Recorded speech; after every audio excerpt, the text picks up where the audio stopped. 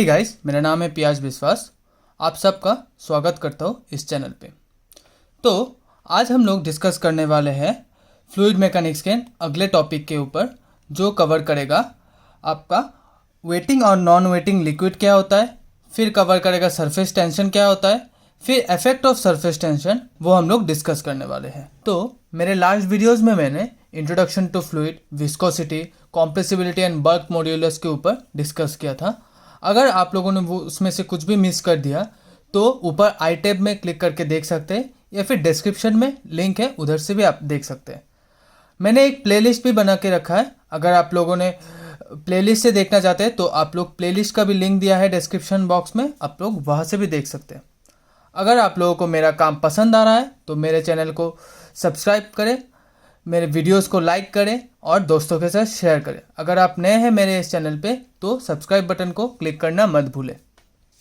तो चलिए हम लोग अपना फर्स्ट टॉपिक देखते हैं, वेटिंग और नॉन वेटिंग लिक्विड के ऊपर। तो आसान भाषा में बोलने से वेटिंग और नॉन वेटिंग लिक्विड मतलब क्या है?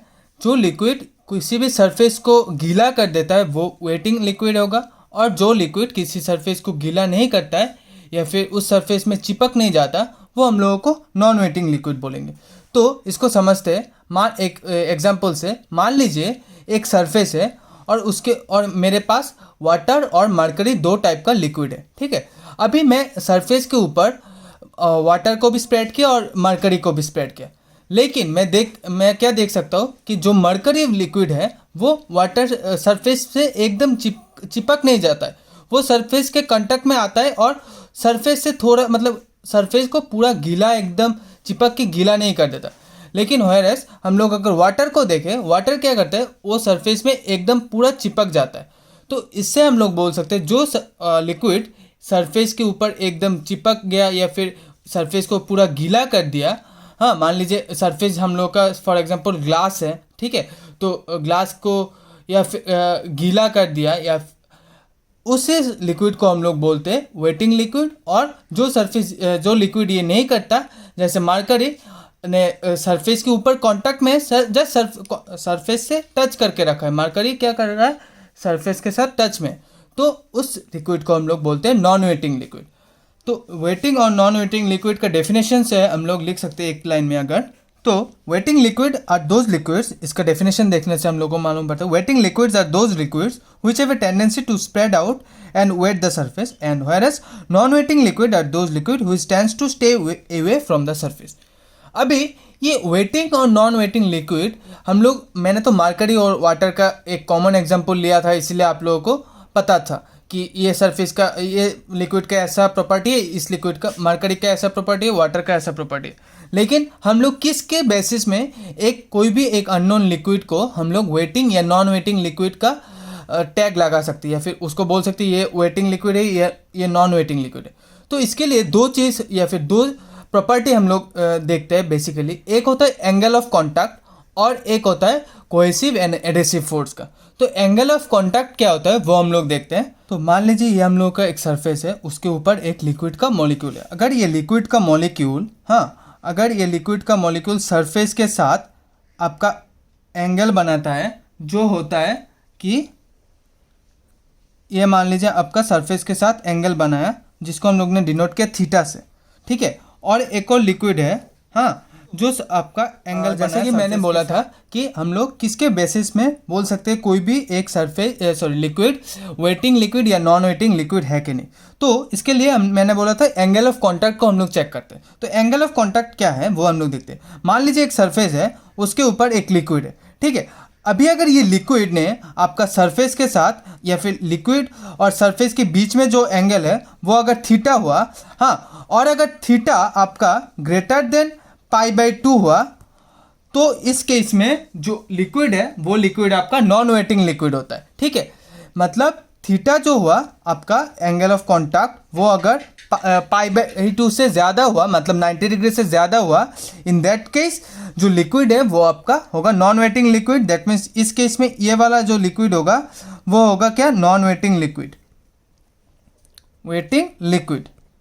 और सिमिलरली अगर थीटा का वैल्यू जैसे कि इधर पे देख सकते हैं लेस देन π/2 मतलब लेस देन 90 डिग्री होने से इसको हम लोग बोलते हैं वेटिंग लिक्विड। मतलब इस केस में ये वाला होगा वेटिंग लिक्विड। आई होप कि ये पॉइंट आप लोगों को समझ में आ गया। अभी एक और चीज़ से हम लोग ये वेटिंग और नॉन वेटिंग लिक्विड का कॉन्सेप्ट समझ सकते हैं। वो क्या होगा? Adhesive and cohesive force. जैसे कि मैंने मेरे पहले वीडियोस में भी बोला था, तो एडेसिव फोर्स क्या होता है? एडेसिव फोर्स होता है आपका अनलाइक मॉलिक्यूल्स के बीच में जो फोर्स ऑफ अट्रैक्शन होता है उसको हम लोग बोलते हैं एडेसिव फोर्स। और व्हेयरएज कोहेसिव फोर्स क्या होता है? लाइक मॉलिक्यूल्स के बीच में जो फोर्स ऑफ अट्रैक्शन बनता है उसको हम लोग बोलते हैं कोहेसिव फोर्स। तो इन दिस केस मरकरी मान लीजिए, मरकरी का क्या होता है? एडेसिव फोर्स कम है as compare to cohesive force. मतलब क्या, उसके मरकरी के मॉलिक्यूल्स के बीच में फोर्स ऑफ अट्रैक्शन ज़्यादा काम करता है। और इसीलिए क्या हो रहा है, मरकरी का मॉलिक्यूल्स अगर हम लोग सरफेस के ऊपर डालें, ठीक है, वो सरफेस से साथ कांटेक्ट में नहीं आ रहा है, या फिर सरफेस के साथ जो उसका फोर्स ऑफ अट्रैक्शन काम नहीं कर रहा है उतना, उसका खुद के बीच में ही फोर्स ऑफ अट्रैक्शन ज़्यादा है। इसलिए क्या हो रहा है, वो मॉलिक्यूल्स अपने शेप में रह रहा है और सरफेस को गीला नहीं कर रहा है। व्हेयरएज अगर वाटर का बात करें, वाटर में क्या होता है? एडेसिव फोर्स ज़्यादा होता है और कोहेसिव फोर्स कम होता है। तो एडेसिव फोर्स मैंने क्या बोला? अनलाइक मॉलिक्यूल्स के बीच में जो फोर्स ऑफ अट्रैक्शन होता है वो होता है एडेसिव फोर्स। तो अगर सरफेस और लिक्विड मतलब water, in this case water के बीच में फोर्स ऑफ अट्रैक्शन ज़्यादा हो रहा है, तो क्या कर रहा है? वो सरफेस को गीला कर दे रहा है। तो ये दो पॉइंट्स है, एक होता है आपका एंगल ऑफ कॉन्टैक्ट और एक होता है adhesive force and cohesive force. ये दो पॉइंट के बीच से या फिर ये दो पॉइंट से हम लोग कोई भी सरफेस को वेटिंग और नॉन वेटिंग लिक्विड से आइडेंटिफाई कर सकते हैं। आई होप कि वेटिंग और नॉन वेटिंग लिक्विड का क्या होता है आप लोगों को समझ में आ गया। अभी एडेसिव फोर्स और कोहेसिव फोर्स जो होता है, या फिर ये force of attraction, intermolecular force of attraction जो होता है, वो सरफेस टेंशन में भी एक इंपॉर्टेंट रोल प्ले करता है। तो अभी हम लोग सरफेस टेंशन का जब डेफिनेशन देखेंगे तो उसको हम लोग समझेंगे सरफेस टेंशन होता क्या है, और उसके बाद हम लोग इसका इफेक्ट्स ऑफ सरफेस टेंशन हम लोग एक के बाद एक देखते हैं। तो चलिए हम लोग सरफेस टेंशन का अभी डेफिनेशन देखते हैं। तो हम लोगों का अगला टॉपिक है सरफेस टेंशन के ऊपर। तो सरफेस टेंशन का डेफिनेशन जानने से पहले हम लोग इसको डायग्राम के साथ थोड़ा सा एक्सप्लेन करते हैं। तो मान लीजिए आपके पास एक कंटेनर है जिसमें वाटर मॉलिक्यूल्स है, और वाटर मॉलिक्यूल्स में से मैं चार कोई भी रैंडम वाटर मॉलिक्यूल्स को सिलेक्ट करूँगा और उसको एनालाइज करूँगा। तो कंटेनर का जो वाटर है, कंटेनर में ब्रीम तक वाटर है, तो मैं क्या करूँगा, दो वाटर मॉलिक्यूल्स एकदम कंटेनर के सरफेस में लूँगा और दो कंटेनर के अंदर किसी भी आर्बिट्ररी पोजीशन में ले रहा हूँ। तो चलिए देखते हैं इसको। तो मैंने चार वाटर मॉलिक्यूल्स लिया है, ए बी सी डी इसको डिनोट किया है। तो दो, जैसे कि मैंने बोला है कि दो वाटर मॉलिक्यूल्स मैंने कंटेनर के अंदर आर्बिट्ररी पोजीशन में लिया है, और दो वाटर मॉलिक्यूल्स मैंने कंटेनर के जो वाटर लेयर का सरफेस है, जो कंटेनर के ब्रीम तक है, वहाँ पर मैंने दो वाटर मॉलिक्यूल्स को लिया है। अभी हम लोग एनालाइज करते हैं एक एक करके वाटर मॉलिक्यूल्स को। जो ए वाटर मॉलिक्यूल है उसमें क्या हो रहा है, कोहेसिव फोर्स के वजह से जो ए वाटर मॉलिक्यूल के नीचे वाला वाटर मॉलिक्यूल है उस पर एक फोर्स लगा रहा है, ठीक है, जो नीचे की तरफ से डिनोट किया। सिमिलरली राइट साइड में जो है उसको एक राइट साइड में फोर्स लगा रहा है जो वाटर मॉलिक्यूल है। सिमिलरली लेफ्ट साइड में भी एक कोई वाटर मॉलिक्यूल होगा, वो उस वाटर मॉलिक्यूल पे भी ए वाटर मॉलिक्यूल एक फोर्स एक्ट कर रहा है। सिमिलरली ऊपर भी, मतलब चारों दिशा पे ये ए वाटर मॉलिक्यूल से मतलब फोर्स लग रहा है बाकी सराउंडिंग वाटर मॉलिक्यूल्स पे। सिमिलरली बी वाटर मॉलिक्यूल जो है उसमें भी लग रहा है चारों दिशा से, left right up and down. अभी ये जो लेफ्ट और राइट वाला फोर्स वो कोहेसिव फोर्स है, और कोहेसिव फोर्स वाटर मॉलिक्यूल्स में सारे मॉलिक्यूल्स का साइज सेम है, तो कोहेसिव फोर्स का भी जो मैग्नीट्यूड होगा वो सेम होगा। दैट मीन्स क्या, लेफ्ट वाला और राइट वाला फोर्स कैंसिल हो जाएगा इक्वल एंड ऑपोजिट होने के, और सिमिलरली ऊपर और नीचे जो फोर्स एक्ट हो रहा है वो भी कैंसिल आउट हो जाएगा। मतलब क्या, ए वाला मॉलिक्यूल इक्विलिब्रियम में रहेगा, सिमिलरली बी वाला भी मॉलिक्यूल इक्विलिब्रियम में रहेगा। अभी जो सी और डी है उसको हम लोग देखते हैं। ये जो राइट साइड में है एक फोर्स लग रहा है, मान लीजिए इस तरफ, सॉरी लेफ्ट साइड में जो फोर्स लग रहा है हम लोग ने डिनोट की ऐसे। सिमिलरली डी मॉलिक्यूल के राइट साइड में जो मॉलिक्यूल है उस पर जो फोर्स कोहेसिव फोर्स लग रहा है मैंने डिनोट के इस एरो से। अभी सिमिलरली नीचे जो डी मॉलिक्यूल के नीचे जो मॉलिक्यूल है उसमें भी एक फोर्स लग रहा है, कोहेसिव फोर्स, उसको मैंने डिनोट किया ऐसे। लेकिन और सिमिलरली देखिए सी जो मॉलिक्यूल है उसमें भी कौन सा फोर्स का एक्ट आ रहा है, मतलब फोर्स आ रहा है, लेफ्ट पे आ रहा है एक फोर्स, सिमिलरली राइट पे और नीचे। अभी सी और डी दोनों में ही ऊपर कोई फोर्स नहीं आ रहा है ना, मतलब ऊपर ये नल है, ऊपर कोई, क्योंकि ऊपर तो कोई वाटर मॉलिक्यूल और है ही नहीं, यही तो टॉप मोस्ट लेयर है ना, तो ऊपर फोर्स का वैल्यू नल है। तो क्या होगा, ये अनइक्वल फोर्स हो रहा है, अनइक्वल फोर्स हो रहा है, उसके वजह से एक रिजल्टेंट फोर्स क्रिएट होगा। मतलब इन दोनों फोर्स का एक रिजल्टेंट आएगा इस डायरेक्शन में और इन दोनों फोर्स का एक रिजल्टेंट आएगा इस डायरेक्शन में। सिमिलरली इन दोनों ये और ये फोर्स का एक रिजल्टेंट आएगा इस डायरेक्शन में और ये फोर्स का एक रिजल्टेंट आएगा इस डायरेक्शन में। मतलब क्या, जो ऊपर वाला सरफेस है उसमें आपका फोर्स कैंसिल आउट नहीं होगा और एक रिजल्टेंट फोर्स हम लोग को मिलेगा। इतना तक आई होप कि क्लियर हो गया। तो आगे देखते हैं क्या होता है इस रिजल्टेंट फोर्स की वजह से। तो ये जो मतलब एक रिजल्टेंट फोर्स है या फिर एक टेंशन है जो खींच रहा है, पुलिंग फोर्स है, वो क्या करेगा, जो ऊपर वाला लेयर है उसको आप तो ऊपर में जो मतलब ऊपर के मॉलिक्यूल्स, टॉप मोस्ट लेयर के जो मॉलिक्यूल्स है उसके वजह से जो एक फोर्स हो रहा है या फिर पुलिंग फोर्स क्रिएट हो रहा है, वो पुलिंग फोर्स क्या करेगा, आपका जो ये जो लेयर है टॉप मोस्ट लेयर, उसको अंदर लाने का कोशिश करेगा। मतलब क्या, इस डायरेक्शन में खींच रहा है। ये जो टॉप मोस्ट लेयर है, मान लीजिए ये टॉप मोस्ट लेयर है, उसको ऐसे करके खींच रहा है, एक टेंशन क्रिएट कर रहा है ना।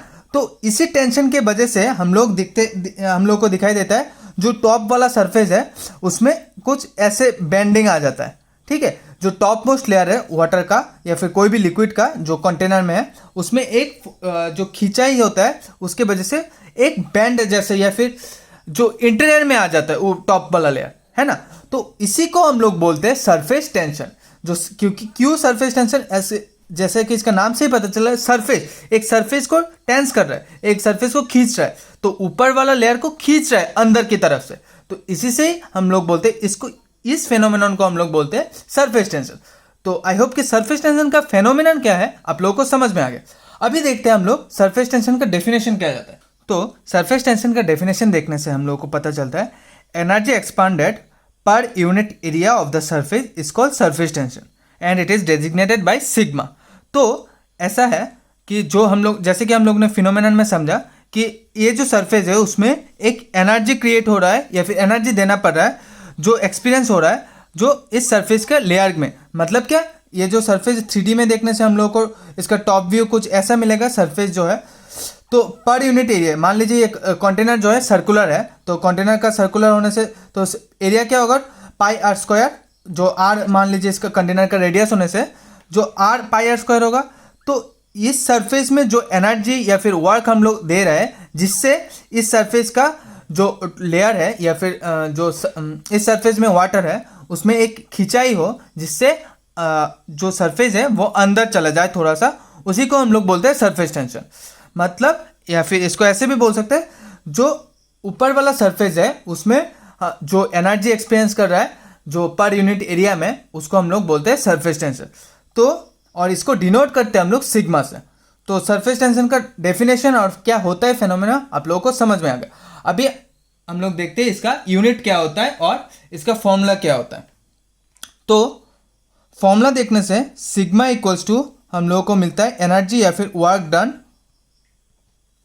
डन पर यूनिट एरिया, जैसे कि इसका डेफिनेशन से। तो वर्क क्या होगा हम लोग का, फोर्स इनटू डिस्प्लेसमेंट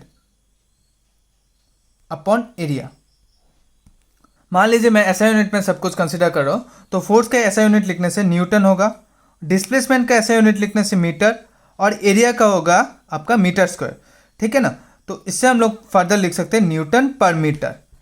तो सिग्मा इक्वल्स टू इन ऐसा यूनिट न्यूटन पर मीटर, और हम लोग इसको ऐसे भी बोल सकते हैं force upon length is known as surface tension. तो the ratio of force and length is called surface tension. या फिर इसको एक फॉर्मूला की तरफ से रिप्रेजेंट कर सकते हैं। इसका डेफिनेशन होगा ये, लेकिन हम लोग फॉर्मूला के हिसाब से बोल सकते हैं जो फोर्स है और पर यूनिट लेंथ में जो फोर्स हम लोग लगा रहा है उसको हम लोग बोलेंगे सरफेस टेंशन। आई होप कि सरफेस टेंशन का ऐसा यूनिट फिर मतलब या फिर इसका यूनिट और इसका फॉर्मूला क्या होगा और फेनोमेनन क्या होता है और डेफिनेशन क्या होता है, ये चारों चीज़ आप लोगों को समझ में आ गया है। तो हम लोग अभी देखेंगे सरफेस टेंशन का effect of surface tension in our daily life. तो इफेक्ट में जाने से पहले एक और चीज़ मैं ऐड करना चाहूँगा। जो सरफेस टेंशन होता है वो क्यों अकर होता है हम लोग या फिर कहाँ पे देखा जा सकता है हम लोग वो डिस्कस कर लेते हैं। जो सरफेस टेंशन होता है वो हम लोगों को बेसिकली लिक्विड और गैस के इंटरफेस में दिखाई देता है। मान लीजिए एक लिक्विड है और एक गैस है। जैसे इस केस में कंटेनर के अंदर था आपका क्या, वाटर, और ऊपर क्या था, ऊपर था आपका एयर या फिर ऑक्सीजन, कार्बन डाइऑक्साइड, जो गैसेस था, गैस था। तो ये लिक्विड और गैस का एक इंटरफेस था। वह ये ऐसे जगह पे हम लोग सरफेस टेंशन देख सकते हैं। या फिर दो लिक्विड का इंटरफेस, अगर दोनों ही लिक्विड हुआ, मान लीजिए कोई दो डिफरेंट डेंसिटी के कुछ लिक्विड हुआ, केरोसिन और वाटर या फिर आपका ऑयल और वाटर मान लीजिए, तो ऐसे जगह पे भी हम लोग सरफेस टेंशन का फेनोमेना देख सकते हैं। ठीक है। और एक और चीज़ ऐड करना चाहूँगा, सरफेस टेंशन का जो सरफेस टेंशन क्या क्या चीज़ पे डिपेंड करता है। तो सरफेस टेंशन पहला चीज़ होता है नेचर ऑफ द लिक्विड, कैसे टाइप का क्या लिक्विड है उस पर डिपेंड करता है। सेकेंड पॉइंट है nature of the surrounding matter. तो फर्स्ट पॉइंट था nature of the liquid, second point था nature of the surrounding matter like solid, liquid और गैस, और थर्ड पॉइंट जो है वो होगा आपका काइनेटिक एनर्जी के ऊपर। तो सरफेस टेंशन डिपेंड करता है पहला चीज में जो है nature of the liquid, second point है nature of the surrounding matter like solid, liquid and gas, and kinetic energy and temperature. Kinetic energy के डिपेंडेंस होने से तो टेम्परेचर पे हो गई, क्योंकि हम लोगों को पता है कि टेम्परेचर इंक्रीज करने से काइनेटिक एनर्जी भी इंक्रीज होता है। तो ये वाला जो डिपेंडेंस है उसमें क्या आता है, जब हम लोग टेम्परेचर इंक्रीज करते हैं, जो टेम्परेचर हम लोग मान लीजिए इंक्रीज कर दिया, तो तो क्या होगा, आप लोगों का जो सरफेस टेंशन का फोर्स है, सरफेस टेंशन फोर्स, वो आपका डिक्रीज हो जाएगा। तो ये रिलेशन जो थर्ड पॉइंट है उसमें क्या रिलेशन देखने को मिलता है, जो अभी अगर हम लोगों ने टेम्परेचर इंक्रीज किया तो सरफेस टेंशन फोर्स डिक्रीज होगा। तो हम लोग सरफेस टेंशन का फॉर्मूला से या फिर सरफेस टेंशन का कॉन्सेप्ट यूज करके हम लोग pressure inside a water droplet और सोप बबल देखेंगे। तो सरफेस टेंशन के वजह से क्या होता है, जो मान लीजिए एक वाटर मॉलिक्यूल है, उसके अंदर में जो प्रेशर एक्ट करेगा, हाँ मान लीजिए हम लोगों का वाटर मॉलिक्यूल है, इसके अंदर में जो प्रेशर एक्ट कर रहा है उस प्रेशर का वैल्यू ज़्यादा होगा एज कम्पेयर टू हम लोगों का जो एटमॉस्फेयर है, एटमॉस्फेयर पे प्रेशर है। तो मान लीजिए मैंने एटमॉस्फेयर का प्रेशर को मैंने PO से डिनोट किया है, और जो वाटर मॉलिक्यूल में के अंदर जो प्रेशर एक्ट कर रहा है उसको मैंने PI से डिनोट किया। तो PI का वैल्यू ज़्यादा होगा PO से, ये हम लोग को याद रखना है। ठीक है, अभी देखते हैं इसका जो फॉर्मूला या फिर क्या आगे हम लोग कैसे प्रोसीड करते हैं, या फिर आगे प्रेशर का वैल्यू कैसे लाता है एक वाटर ड्रॉपलेट के लिए। तो मान लीजिए मैंने एक वाटर ड्रॉपलेट को कंसीडर किया है जिसका डायमीटर है, वाटर ड्रॉपलेट को कंसीडर किया है जिसका डायमीटर है D, जिसका इंटरनल प्रेशर या फिर जो सरफेस के अंदर में है, वाटर ड्रॉपलेट के अंदर में प्रेशर है, उसको डिनोट किया PI से, और जो एम्बिएंट प्रेशर है या फिर एटमॉस्फेरिक प्रेशर है उसको डिनोट किया PO से। तो जैसे कि मैंने बोला है, मान लीजिए एक वाटर ड्रॉपलेट है जिसका डायमीटर है D, जिसका इंटरफेस प्रेशर या फिर जो इंटरफेस में प्रेशर एक्ट कर रहा है जो उसको मैंने डिनोट किया PI से, और जिसका एम्बिएंट प्रेशर है PO। ठीक है, तो अभी हम लोग देखते हैं इसका प्रेशर का वैल्यू क्या आता है। तो जैसे कि हम लोगों को पता है प्रेशर फोर्स, हम लोग ने जो प्रेशर इक्वल्स टू हम लोगों को पता है फोर्स अपॉन एरिया। तो ये जो फोर्स है वो हम लोग बोल सकते हैं, इसका एक और टर्म से इसको बोल सकते हैं प्रेशर फोर्स। तो अभी इस वाटर मॉलिक्यूल में या फिर वाटर मॉलिक्यूल के इंटरफेस में प्रेशर फोर्स का वैल्यू कितना होगा वो देखते हैं। तो प्रेशर फोर्स जो होगा हम लोगों का वो क्या होगा, जो इंटरफेस पे प्रेशर है माइनस आपका जो एम्बिएंट प्रेशर है, जो मतलब बाहर में जो प्रेशर है, इनटू आपका एरिया। एरिया क्या है, π/4d²। दैट मीन्स जो प्रेशर फोर्स है वो क्या होगा, जो इंटरफेस में प्रेशर है माइनस जो एक्सटर्नल प्रेशर या फिर एटमॉस्फेरिक प्रेशर है, इनटू π/4d²। ठीक है, अभी जो सरफेस टेंशन के वजह से जो प्रेशर क्रिएट हो रहा है उसका वैल्यू क्या आएगा। तो जैसे कि सरफेस टेंशन का फॉर्मूला हम लोगों को पता है, sigma equals to F upon L, है ना, या फिर जो लेंथ है। तो सिग्मा हम लोग का सरफेस टेंशन है, एफ क्या है, सरफेस टेंशन फोर्स। तो सरफेस टेंशन फोर्स क्या होगा हम लोगों का, देखते हैं। तो सरफेस टेंशन फोर्स होगा सिग्मा इंटू लेंथ। तो सिग्मा इंटू लेंथ, तो लेंथ क्या होगा इधर पे, तो लेंथ होगा आपका 2 पाई आर, क्योंकि ये एक स्पेरिकल वाटर ड्रॉपलेट तो एक स्पेरिकल है ना, तो L equals to 2 pi R, जहाँ पे आपका आर है आपका रेडियस। तो हम लोग इसको डायमीटर के टर्म्स में लिखने से क्या होगा, L equals to pi into D. That means surface tension force equals to sigma into pi D. अभी ये वाटर ड्रॉपलेट जो है वो इक्विलिब्रियम में है, तो इक्विलिब्रियम में होने से हम लोग का जो प्रेशर फोर्स है वो इक्वल्स टू क्या होगा, सरफेस टेंशन फोर्स। तो प्रेशर फोर्स जो है वो इक्वल्स टू होगा आपका सरफेस टेंशन फोर्स। तो ये और ये वाले इक्वेशन को इक्वेट करने से हम लोग को कुछ एक वैल्यू मिलेगा, वो हम लोग क्या मिलेगा वो देखते हैं, चलिए। तो हम लोग को इक्वेट करने से ऐसा कुछ मिला, पाई पाई को कैंसिल कर देते हैं, डी और डी स्क्वायर से एक डी कैंसिल हो गया, तो हम लोगों को क्या मिलता है, P I minus P O equals to sigma into equals to force sigma upon D. तो जैसे कि मैंने बोला है पी आई मतलब क्या, P I minus P O equals to 4 sigma upon D. तो ये इधर पे पी आई और पी ओ, जैसे कि मैंने बोला है हम लोग को प्रेशर, मैंने इस टॉपिक का हेडिंग दिया था प्रेशर कैलकुलेट करना ऑफ एन वाटर ड्रॉपलेट। तो जैसे कि P I minus P O, ये क्या है, ये जो वैल्यू हम लोग को मिल रहा है वो है pressure at the of the water droplet. तो ये इक्वल्स टू कितना होगा, 4 इंटू सिग्मा अपॉन डी। मतलब जितना भी सरफेस टेंशन होगा इसका 4 टाइम्स अपॉन इसका diameter of the water droplet. तो ये एक फॉर्मूला है जो वाटर ड्रॉपलेट का प्रेशर कैलकुलेट कर सकने के लिए हम लोगों को सरफेस टेंशन का कॉन्सेप्ट से मिलता है। तो अभी हम लोग देखते हैं हम लोगों का जो सोप या फिर सोप बबल है उसका प्रेशर का फॉर्मूला कैसे मिलता है। तो सोप बबल से जाने के पहले मैं एक बात बोलूँगा, जो सोप बबल और वाटर मॉलिक्यूल का बीच में जो अंतर है उसका वो सरफेस ऑफ कॉन्टैक्ट, कितना सरफेस से कॉन्टैक्ट में, एटमॉस्फेयर के कॉन्टैक्ट में है उसमें है सिर्फ। तो सोप बबल क्या होता है, हम लोग का सोप बबल का सरफेस के कॉन्टैक्ट में 2 सरफेस आता है, एक होता है ये और ये एक होता है ये। लेकिन वाटर मॉलिक्यूल जनरली कंटेनर में रहता है या फिर कुछ एक क्लोज्ड ऑब्जेक्ट में रहने से हम लोगों का वाटर मॉलिक्यूल का सरफेस कांटेक्ट में कितना आता है, सिर्फ एक सरफेस। जैसे कि ये वाला हो गया आप लोगों का, मान लीजिए वाटर मॉलिक्यूल, तो एक सरफेस आया। लेकिन सोप, ये हो गया आपका वाटर मॉलिक्यूल, तो एक सरफेस है। लेकिन सोप बबल में क्या होता है, अब हम लोगों को 2 सरफेस मिलता है। तो इसी कॉन्सेप्ट में होगा इसको, तो इसी कॉन्सेप्ट को यूज करके हम लोगों का जस्ट इधर में एक ही चेंज करना है, जो सरफेस होगा या फिर सरफेस ऑफ कॉन्टैक्ट होगा वो 2 लेना है बजाय कि 1, जैसे कि वाटर मॉलिक्यूल के टाइम पे लिया था। तो चलिए देखते हैं क्या होता है। जैसे कि जो प्रेशर फोर्स है वो तो सेम रहेगा दोनों के लिए। दैट मीन्स प्रेशर फोर्स हम लोगों को मिला था P I minus P O into pi by 4 D square, जिसमें डी था हम लोगों का वाटर मॉलिक्यूल और सोप बबल दोनों का ही, मान लीजिए एक कांस्टेंट या फिर एक फिक्स डायमीटर ले रहे थे डी। ठीक है, अभी जो सरफेस टेंशन के वजह से जो फोर्स हो रहा है उसमें चेंज आएगा। पहले हम लोग का सरफेस टेंशन फोर्स का वैल्यू मिला था सिग्मा इंटू पाई इंटू डी। अभी क्या होगा, जैसे कि 2 सरफेस है तो सिर्फ आएगा इसमें 2 times of sigma pi D. तो यही होगा हम लोग का चेंज।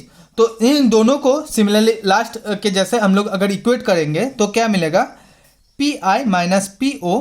तो इधर से हम लोग अगर फर्दर इसको सॉल्व करेंगे तो हम लोग को मिलेगा P I minus P O equals to 8 times pi sigma into upon D. That means क्या, पहले हम लोग को मिला था, आप लोगों को अगर याद है तो इधर पे जस्ट 4 मिला था। दैट मीन्स वाटर मॉलिक्यूल और सोप बबल में हम लोगों का जस्ट एक ही डिफरेंस है, वो है सरफेस ऑफ कॉन्टैक्ट, मतलब कितना सरफेस का कॉन्टैक्ट है। वाटर मॉलिक्यूल के टाइम में हम लोग का एक सरफेस का कॉन्टैक्ट था और जस्ट जो सोप बबल है उसमें हम लोग का 2 सरफेस का कॉन्टैक्ट आएगा। जस्ट यही सिंपल सा एक डिफरेंस है। तो आई होप कि ये दोनों फॉर्मूला आप लोगों को समझ में आया। और एक और चीज़ है, वो है आपका लिक्विड जेट। लिक्विड जेट में प्रेशर का वैल्यू क्या आता है और इसको हम लोग लिखेंगे इन टर्म्स ऑफ फिर डिराइव करेंगे सरफेस टेंशन के हेल्प से। तो चलिए देखते हैं लिक्विड जेट। तो मान लीजिए हम लोगों का एक लिक्विड जेट है जिसका ये लेंथ है L और ये जो डिस्टेंस है D, ठीक है। लिक्विड जेट का लेंथ और ये वाला डिस्टेंस जो है वो D और L रेस्पेक्टिवली है। तो लिक्विड जेट में हम लोग सरफेस कॉन्टैक्ट मतलब कौन सा सरफेस एक्सपोज हो रहा है वो हम लोग देखते हैं। एक तो होगा आपका ये वाला सरफेस, मतलब दो सरफेस होगा बेसिकली, एक होगा ऊपर वाला सरफेस, एक होगा नीचे वाला सरफेस। तो सरफेस ऑफ कॉन्टैक्ट कितना कितना होगा, ये एक सरफेस और इधर पे जो एक नीचे वाला सरफेस, जैसे कि मैंने बोला। तो हम लोग अभी प्रेशर फोर्स और सरफेस टेंशन फोर्स देखते हैं लिक्विड जेट के लिए। तो प्रेशर फोर्स क्या होगा, प्रेशर फोर्स होगा आपका PI minus PO into area. तो एरिया क्या होगा, एरिया होगा लेंथ इंटू D। D है हम लोग का मान लीजिए ब्रेथ, क्योंकि देखिए अगर हम लोग ऊपर वाला सरफेस कंसिडर करते हैं तो ऊपर वाला सरफेस एक रेक्टेंगल जैसा है जिसमें आपका ब्रेथ है D और लेंथ जो है आपका L है, ठीक है। तो हम लोग इसको L इंटू D लिख सकते हैं। और क्या है हम लोग का सरफेस टेंशन फोर्स। तो सरफेस टेंशन फोर्स देखते हैं क्या होता है। तो सरफेस टेंशन फोर्स क्या होगा, इसमें जैसे कि मैंने बोला इसमें दो सरफेस है, तो दो सरफेस के लिए 2 इंटू सिग्मा इंटू लेंथ। तो लेंथ क्या है L। तो सरफेस टेंशन फोर्स है ये और प्रेशर फोर्स है ये। और सिमिलरली जैसे लास्ट में हम लोग ने डिस्कस किया था, जो अभी इक्विलिब्रियम में क्या होगा, प्रेशर फोर्स और सरफेस टेंशन फोर्स इक्वल रहेगा, है ना। तो हम लोग इसको इक्वेट करते हैं, pressure force equals to surface tension force, और फर्दर देखते हैं इसका प्रेशर का वैल्यू क्या आता है इन लिक्विड जेट। तो इसको फर्दर अगर हम लोग सॉल्व करेंगे तो L कैंसिल हो गया, तो PI minus PO equals to, तो इसको अगर हम लोग फर्दर सॉल्व करते हैं तो हम लोग को वैल्यू मिलता है कुछ ऐसा। तो प्रेशर, जो प्रेशर का डिफरेंस है या फिर जो नेट प्रेशर है वो equals to 2 into sigma upon D। तो ये होता है हम लोग का लिक्विड जेट के टाइम में जो प्रेशर का वैल्यू है। ये होता है सिंपली हम लोग सरफेस टेंशन का कॉन्सेप्ट यूज करके प्रेशर का वैल्यू जो हम लोग को डे टू डे लाइफ में तीन चीज़ का देखने को मिलता है उसका वैल्यू हम लोग ने निकाला। ये तीनों चीज़ न्यूमेरिकल के पॉइंट ऑफ व्यू से, ये तीनों फॉर्मूला न्यूमेरिकल के पॉइंट ऑफ व्यू से बहुत ही इंपॉर्टेंट है। ये डायरेक्ट न्यूमेरिकल में आता है और डायरेक्ट फॉर्मूला बेस्ड न्यूमेरिकल आता है इससे। तो आप लोग इन तीनों फॉर्मूला को नोट डाउन कीजिए और अच्छे से समझिए और इसको यूज़ कैसे करते हैं वो समझिए। मैं अपने अगले वीडियोज़ में मैं इसके रिलेटेड न्यूमेरिकल्स भी कवर करूंगा और जो मेनिस्कस इफेक्ट या कैपिलरिटी इफेक्ट है वो कवर करूंगा। आई होप कि आप लोगों को ये वाला वीडियो समझ में आया है। अगर आप लोगों को मेरा वीडियोस अच्छा लग रहा है तो मेरे वीडियोस को लाइक करें, दोस्तों के साथ शेयर करें। शुक्रिया।